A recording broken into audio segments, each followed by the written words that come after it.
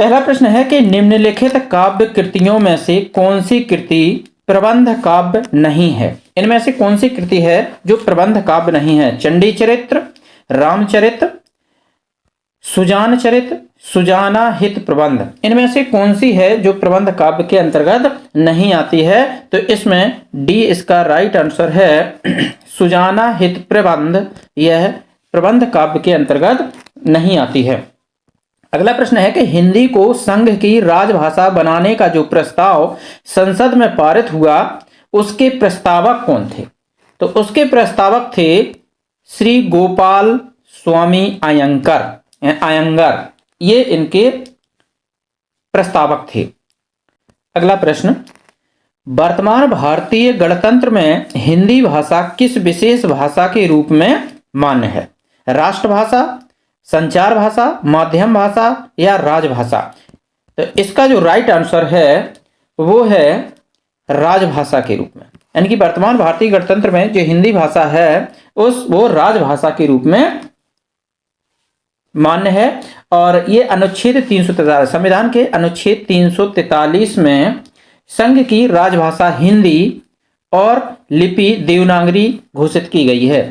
अगला प्रश्न है, भारतीय संविधान में हिंदी को संघ की राजभाषा के रूप में मान्यता प्राप्त हुई थी, ये कब हुई थी?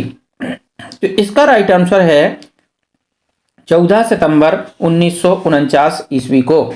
और उस दिन से आज तक 14 सितंबर को हिंदी दिवस के रूप में प्रत्येक वर्ष मनाया जाता है। आगे है कि प्रभु जी तुम चंदन हमें पानी, ये पंक्तियां किस कवि की हैं? तो ये पंक्तियां हैं रविदास यानी कि भक्त रैदास की, जो कवि रैदास थे उनकी पंक्तियां हैं प्रभु जी तुम चंदन हम पानी। और इनकी एक और पंक्ति है मन चंगा तो कठौती में गंगा। आगे बढ़ते हैं अगले प्रश्न की ओर। कौन सी विद्यापति की रचना नहीं है? तो इसमें विद्यापति की जो रचना नहीं है वो गीत गोविंद नहीं है, बाकी ये तीनों रचनाएं कीर्ति पताका, कीर्तिलता और पदावली ये विद्यापति की रचनाएं हैं। केवल ये गीत गोविंद विद्यापति की रचना नहीं है। ये जब विद्यापति की नहीं है तो गीत गोविंद ये रचना जयदेव कवि की है। इस रचना के जो रचयिता है वो जयदेव कवि हैं। विद्यापति हैं ये मैथिल कोकिल के उपनाम से भी जाने जाते हैं, इनको मैथिल कोकिल कहा जाता है। अगला प्रश्न है कि शकुंतला नाटक किसकी रचना है? शकुंतला नाटक नेवाज की रचना है। शकुंतला नाटक नेवाज द्वारा लिखा गया ब्रज भाषा का ये एक नाटक है, ब्रज भाषा में लिखा है। जबकि अभिज्ञान शाकुंतलम ये कालिदास द्वारा लिखा गया संस्कृत भाषा का नाटक है, जबकि ये शकुंतला नाटक नेवाज द्वारा लिखा गया है। अगला प्रश्न है कि जागो फिर एक बार कविता के रचनाकार कौन है? तो इस कविता के रचनाकार जो हैं वो है सूर्यकांत त्रिपाठी निराला, ये इसका राइट आंसर हो जाएगा। और इनकी और रचनाएं यदि देखें तो राम की शक्ति पूजा इनकी रचना है सूर्यकांत त्रिपाठी निराला की।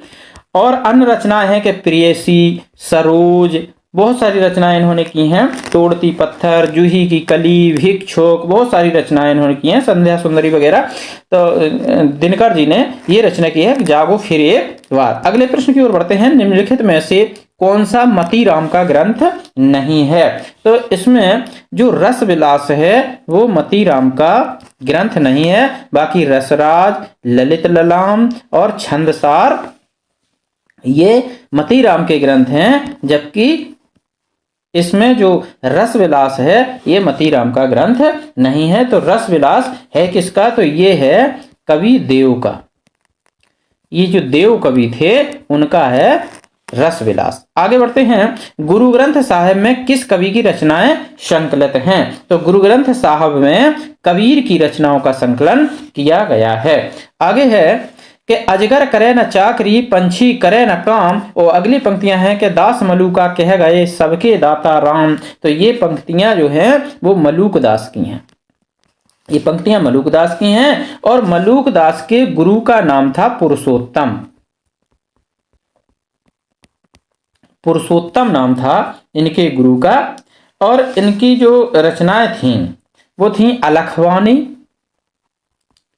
अलखवानी नाम से रचना थी। ज्ञानबोध थी। इनकी जो मलूकदास ने जो रचनाएं लिखी हैं वो एक थी ज्ञानबोध और एक थी रतन खान। रतन खान भी इन्हीं की रचना है। आगे बढ़ते हैं, चंदायन के रचयिता कौन है? तो चंदायन के रचयिता जो हैं वो है मुल्ला दाऊद, और ये प्रेमाख्यान यानी कि सूफी काव्यधारा के अंदर जो प्रेमाश्रयी शाखा है भक्तिकालीन, उसमें प्रेमाख्यान के अंतर्गत ये रचना है और ये एक तरह का प्रेम ग्रंथ है। आगे बढ़ते हैं, आत्मा राम की टेंट है। ये एक निबंध है जो आत्मा राम के प्रतीक में कौन है? तो आत्मा राम के प्रतीक में जो इस निबंध में जो किरदार हैं वो हैं बाल मुकुंद गुप्त, यानी कि बाल मुकुंद गुप्त को आत्मा राम का प्रतीक माना है इस निबंध में आत्मा राम की टेंटे में। आगे बढ़ते हैं, उलट बांसियां किसने लिखी हैं? उलट बांसियां, तो उलट बांसियां कबीरदास जी द्वारा लिखी गई हैं। ये उलट बांसियां एक तरह के आश्चर्यजनक रचनाएं होती थीं। जैसे इन्होंने लिखी है कि एक अचंभा देखा रे भाई, ठाड़ा सिंह चरावे गाई, पहले पूत पीछे भई माई, चेला के गुरु लागे पाई, नाव में नदिया डूबी जाए। ये इनकी एक उलट बांसियां लिखी हैं कबीरदास ने कि नाव में नदिया डूबी जाए, एक अचंभा ऐसा देखा, कुआं में लागी आग, और पानी पानी सब जल गया, सो मछली खेले फाग, नाव में नदिया डूबी जाए।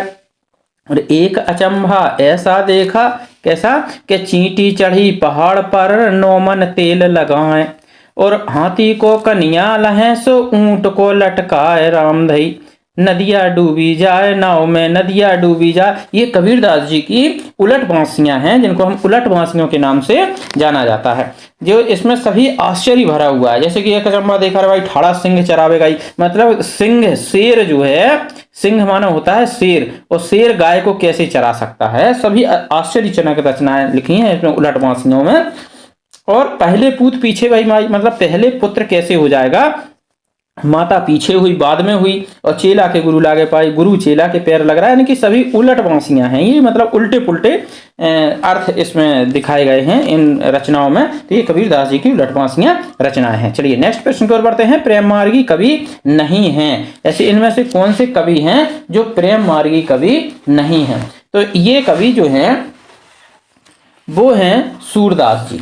सूरदास जी प्रेम मार्गी कवि नहीं है, ये इसका राइट आंसर है। जो सूरदास जी हैं तो भक्ति काल की सगुण काव्यधारा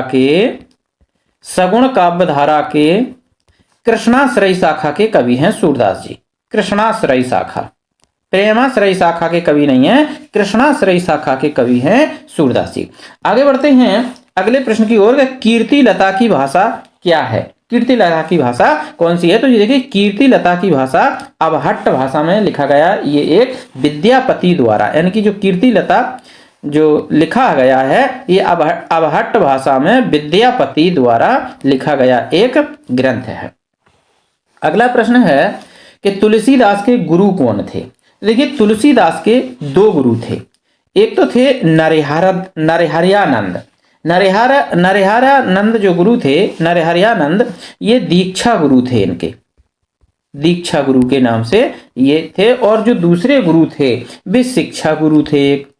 अब शिक्षा गुरु कौन थे? शिक्षा गुरु का नाम था शेष सनातन।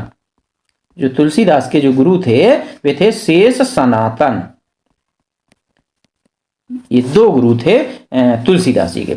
आगे बढ़ते हैं अगले प्रश्न की ओर। रामचंद्र शुक्ल ने पहला मौलिक उपन्यास किसे माना है? तो रामचंद्र शुक्ल ने पहला मौलिक उपन्यास परीक्षा गुरु को माना है। ये परीक्षा गुरु को। चलिए आगे बढ़ते हैं। रैदास का दूसरा नाम क्या था? तो रैदास का दूसरा नाम हरिदास था, रविंद्रदास था, रविदास था, दादू था। तो इनका जो दूसरा नाम था रैदास का वो था रविदास। और ये पहले दलित कवि भी है। रैदास जाति के ये दलित थे और रैदास जो थे भक्तिकालीन कवि थे। ये भक्ति काल में हुए थे और मीराबाई के ये गुरु भी थे। मीराबाई के गुरु थे रैदास कवि। काशी के निवासी थे, बनारस, जिसको वो है बनारस वाराणसी के निवासी थे, और ये रामानंद के शिष्य थे। रविदास जो थे वो रामानंद के शिष्य थे। इन्होंने ही कहा था कि गंगा मन चंगा तो कठौती में गंगा, और प्रभु जी तुम चंदन हम पानी। ये रैदास और रविदास एक ही नाम है। आगे बढ़ते हैं कि बरवे रामायण किसकी रचना है। तो बरवे रामायण तुलसीदास जी की रचना है। तो बरवे रामायण तुलसीदास जी की रचना है। तो सूरदास की कौन सी रचना है। सूरदास जी की मान लो साहित्य लहरी, वैसे तो बहुत सारी रचनाएं सूरदास जी ने की हैं। साहित्य लहरी, और साहित्य लहरी जो है ये सूरदास की रचना है। नंददास की रचना कौन सी है। नंददास की है रास पंचाध्यायी। रास पंचाध्यायी इनकी नंददास की रचना है। पंचाध्यायी, रास पंचाध्यायी नंददास की रचना है। और केशव दास की है विज्ञान गीता, इनकी विज्ञान गीता रचना है। आगे है कबीर की भाषा क्या कहलाती है। तो कबीर की भाषा सधुक्कड़ी भाषा कहलाती है। सधुक्कड़ी, और ये जो भाषा सधुक्कड़ी कही है ये रामचंद्र शुक्ल जी ने कहा है कि कबीर की भाषा सधुक्कड़ी भाषा है। और जो श्याम सुंदर दास ने इनकी भाषा को पंचमेल खिचड़ी भाषा कहा है। पंचमेल खिचड़ी, खिचड़ी भाषा ये श्याम सुंदर दास ने कहा है। और आचार्य हजारी प्रसाद द्विवेदी ने कबीर को बाणी का डिक्टेटर कहा है। बाणी का डिक्टेटर ये कहा है हजारी प्रसाद द्विवेदी ने। आगे बढ़ते हैं, नरोत्तम दास की प्रसिद्ध रचना का नाम क्या है। तो नरोत्तम दास की प्रसिद्ध रचना का नाम है सुदामा चरित। सुदामा चरित नरोत्तम दास जी की प्रमुख रचना है। और ये काव्य कल्लद्रुम जो रचना है ये वाली, ये रचना है सेनापति द्वारा लिखी गई है। ये सेनापति हैं इसके रचयिता, सेनापति। और जो हनुमान बाहुक रचना है और बरवे रामायण है, ये दोनों रचनाएं गोस्वामी तुलसीदास जी ने लिखी। ये रचनाएं तुलसीदास जी की हैं। आगे बढ़ते हैं, निर्वेद किस रस का स्थायी भाव है। तो निर्वेद शांत रस का स्थायी भाव है। आगे बढ़ते हैं, तुम्हारा किस सर्वनाम का उदाहरण है। तो तुम्हारा जो सर्वनाम है वो संबंधवाचक सर्वनाम का उदाहरण है। आगे है कि नवीन किस कवि का उपनाम था। तो नवीन जो थे वो बाल कृष्ण शर्मा नवीन, इसके आगे इनका नवीन लगता था, यानी कि इनका पूरा नाम था बाल कृष्ण शर्मा नवीन। ये इसका राइट आंसर है।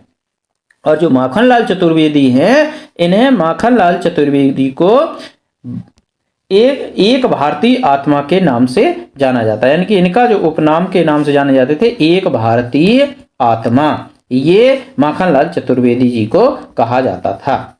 आगे है कि हिंदी साहित्य के संदर्भ में गारसा दत्तासी का किस रूप में उल्लेख किया जाता है। तो इनका जो उल्लेख किया जाता है वो इतिहासकार के रूप में किया जाता है, क्योंकि इन्होंने हिंदी साहित्य में इतिहास अपनी पहली पुस्तक जो